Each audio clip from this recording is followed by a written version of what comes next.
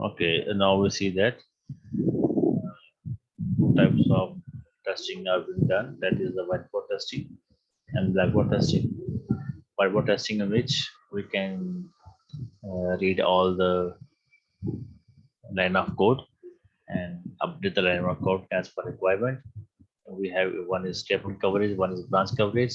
Statement coverage means we have to execute each statement one by one, and after executing each statement one by one, we can, if there's any error found, we can update the error. So we have to we read each section of this one by one. We can see that if the value of C is greater than 100, we get the output. If the value of C is less than 100, we are unable to get the output. It means test case 1 will run, it will give the output, but the test case 2 will not give us any output, because if the value of C is less than 100, we have no operation over here to perform if the condition is false. So that becomes the statement coverage, in which one condition true, it will give the output, but when condition is false, unable to give the output, because no line of code are being used if the condition is false. So it means after accessing all the statement, we find that all conditions are not running in this line of code. Some line of code are missing. Branch coverage means we make the branch of all the conditions that are being used over here. Over here we have two conditions, true and false. We make two branches and we'll check that each branch is giving the correct answer. So if we see over here that the first branch is true, if the value of A55, B55, it becomes C become 110, greater than 100, yes, it will give the output.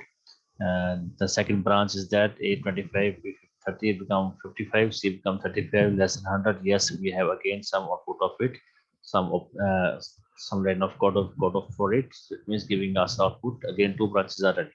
So in this case, whiteboard testing is totally being done successfully. Blackboard testing, in which the tester are unable to read the line of code and just focuses on the output as per the input and the conditions that are being used in the line of code of the application. So the blackboard testing and find the errors if there's any incorrect or missing function over there. Is there any interface error? Is there an error in data structure or database? Or is there any behavior or performance error, or any termination or initialization error? So this is the function that we have used in the application. All the functions are running correctly. Is there any function that is not running correctly, or we have given the wrong name of it? Interface error, if two functions are interconnected, does one function is sending the parameters to second function, or the second function is submitting the parameters of the first function? So we will check if the interface among two or more than two modules are running properly. So are we using the correct data structure that are being used to access data of the database or of the application? So behavior of the performance, does we get the result in accurate time period, or it will take more time period to give us the output? So we'll check the time that is being taken by the application to give the output. Is it correct or valid? If it is giving the invalid time period, it means it is performance is good. If it's taking much more time to give us output, it means the performance, there's some performance in the, or you can say there's some error in the performance. And termination means without giving me the output, the application terminates. So we will check that whether the application give me the output, and after giving the output it terminates, or it's abnormally it terminates. So blackboard testing techniques that we can use to perform the blackboard testing is, one is the equivalence testing, one is the boundary testing, one is the decision table. With these three techniques, we can check the output of our application on the basis of some given input. Equivalence testing partitioning means that to keep down your testing code, we don't want to write several test cases that the test the same aspect of our program. Equivalence partitioning is a strategy uh, that can be used to reduce the number of test cases that need to be developed. Equivalence partitioning divides the input domain of the program into classes. So for each of these classes, the set of data should be treated as the same by the module under test, and should the same answer. The test cases should be designed so the input lie within the equivalence partitioning. So what this means is that how we can perform the equivalence partitioning means that we having a condition. Let's say take a condition of less than and greater than 100. So instead of checking the value 70, 80, 60, 40, 20, 10, 15, 20, all these value are less than 100. Instead of checking all these values together, we make that domain is having all the values having less than 100. And we make a second domain, all the values that are greater than 100, and one domain that value is equal to 100. So we make three domains. So we have to select any one value from that domain, any one value of domain that is having value less than 100, any value one from domain the value is having more than 100, and thus one value that is having already 100 from that domain.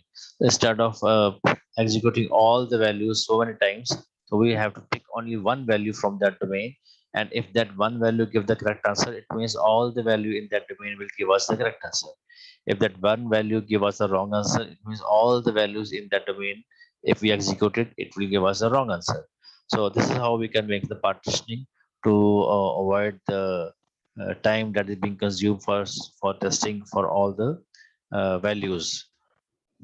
For this is example of it. A company provides 100 units to each of its employees, and by using these 100 units, the employee can buy at least two products from the company website by logging into it.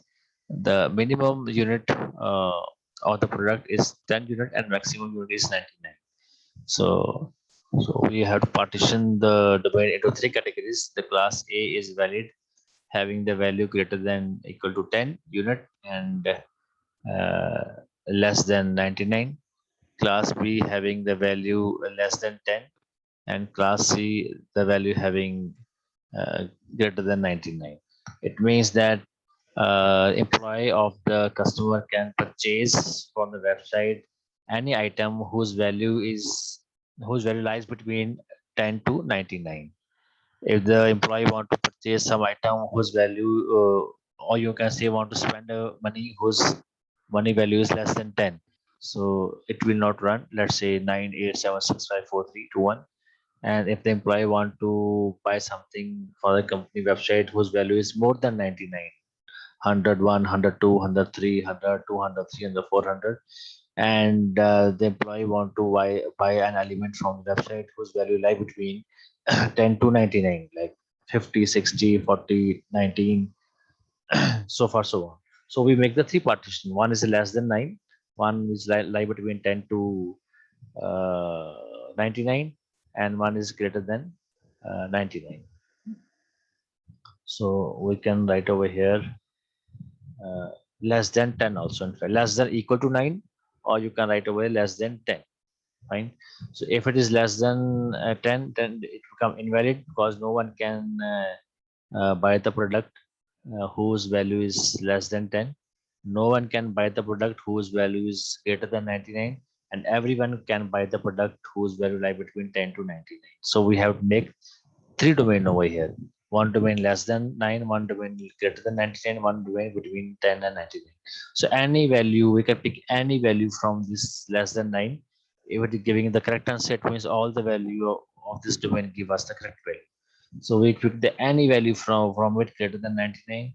If it is giving the correct answer, then all the value give us the correct answer. If it is giving the wrong answer, then all the value in it will give us the wrong answer. And over here it is between 10 and 99. If any value, we pick any value from it, and if that value is giving us the correct answer, it means all the value will give us the correct answer. And if that value give us the wrong answer, it means all value will give us the wrong answer. So this is how we can make the partitioning of the domains.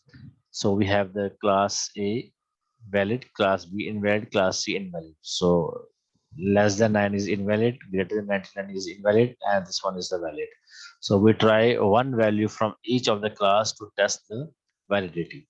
So we pick the any one value from all the three classes, and we check it whether the condition is true or false, or we are getting the answer properly. If we getting the answer properly, it means all the value give us the answer properly. anyone is any value, we pick up any value from this particular class, and if the value is giving the wrong output, and every value will give us the wrong output. So we avoid to check the multiple values of that particular class. We pick only one class. So with this type of testing technique, blackboard testing technique, we can reduce the time as well as we get the good results also. So this is how we can go for the equivalence partitioning. Test automation in the software testing techniques that perform with the help of a special automated testing software tool to execute test cases. Manual testing is the performance of human setting the front end of the computer. So these are some of the testing automation test process. So I think this is quite enough for today. We go for the boundary value and decision table by the next lecture. So we stop it over here for today, and we start with the next all the contents in the next lecture. So we have done today the uh, debugging, testing techniques, whiteboard testing we have done, and we have just started the blackboard testing, and we have done the equivalence partitioning, and rest of the work we will done in the next lecture, in which we perform all the